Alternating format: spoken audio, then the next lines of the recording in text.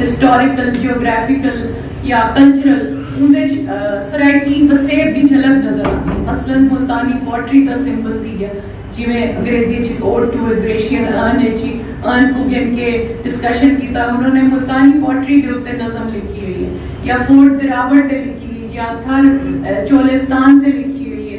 तो ये किस्म के यूज करे हैं, लेकिन ख्वाजा गुलाम फरीद दी काफी को के और उनदियां रेंडिशंस अंग्रेजी में ही करते हैं। तो माय आर्गूमेंट वाज के इहदे नाल नहीं फर्क पौंदा कि ओ सराइकी च नहीं पे लिखते, मतलब ये भी एक तरह का मज़ामत है कि तोड़ा फील्ड स्पेशलाइजेशन अंग्रेजी है लेकिन तुसा सराइकी सिंबल्स लैंग्वेज या अपनी मदरलैंड तो रिलेटेड चीज़ां डिस्कस करते पे। तो त्रीजे शायर भी इन अ वे समटाइम्स वो भी कंसीडर थी ने कंट्रोवर्शियल क्योंकि असलम जवेद उन्होंने नाम है। असलम जवेद वैसे उर्दू स्पीकिंग फैमिली को बिलोंग करेंगे हैं बट उन्होंने पैदाइश मुल्तान के पेरिफेरीज थे 1948 his family migrated in 1947 to Multan. ते लेकिन वो इतनी खालिस शायरी लिखते हैं। I think I have to come back to खाना बदोश और उनकी नज़म पढ़ने वास्ते आसा असलम जवेदी नज़म अगर करें तो आपको मिले उनका नाम है सत सराय। ते सत सराय as the title indicates also कि जेड़ा साडा इलाका है वो सत दरियावां दा है।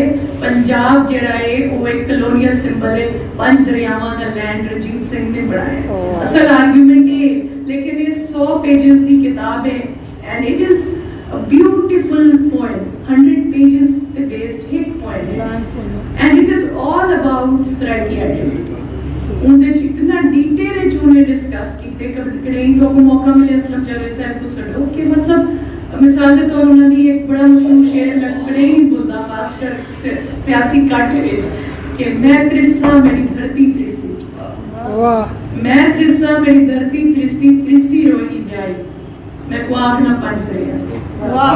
दिस इज तो एक राय शायर है लेकिन हुन मैं गाल कर सकी मैं मज़ामत केड़ी शक्ल विच दे दी पिया। मज़ामत एक तरह मज़ामत है कि लोग अपने अगर अंग्रेजी च कोई शायर लिखते थे वो अपने मुल्तान का सिंबल फोर्ट दिरावट का सिंबल या चोलिस्तान डेजर्ट का सिंबल अगर घिन के या मुल्तानी पोइट्री को प्रोजेक्ट करना पे ख्वाजा फरीद को प्रोजेक्ट करना ये भी एक किस्म की मज़ामत है कि रिगार्डलेस ऑफ देखो राइटर होने का एक डायलेमा है कि तुसा अपने आप को रोक नहीं सकते तुसा केड़ी जुबान में लिखो। मसलन मेरी माँ बोली सराइकी है, मैं सराइकी नहीं लिख सकती लेकिन मैं सोच तो सकती हूँ। ते मेरा सारा काम मेरा थीसिस है सारी किताब अंग्रेजी है लेकिन उनमें सारी सराइकी शनाख्ती गाल है। तो आई डोंट ब्लेम, मैं समझती हूँ कि ये भी एक किस्म की उन्होंने मज़ामत है। वाल वही किस्म की मज़ामत है कि तुसा टिपिकली पॉलिटिकल पोएट्री लिखते पे जिवें सफीर लशारी दी मैं तो मिसाल है कि वो अपने सूबे दे बारे लिखते पे और इवन अपनी शायरी वो इलाके दे ना लिखते पे जिन्हां को यानी कि असा आते ऐसा क्लेम करेंगे कि ये इलाका असा समझते हैं कॉन्स्टिट्यूट्स द सराइकी प्रोविंस। ते मतलब there are different kinds of protest poetry. और रिसेंटली एक मैं को अफसोस है at the end of this book कि मैं सराइकी खवातीन ते काम नहीं किया।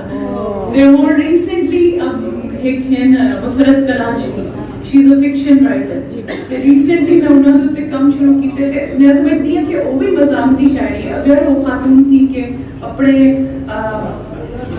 औरतों के मसाइल को जिनके डिस्कस करें थे सराइकी अदब तो ये भी मज़ामती शायरी थी एक मिसाल। बिल्कुल नुसरत कराची साहब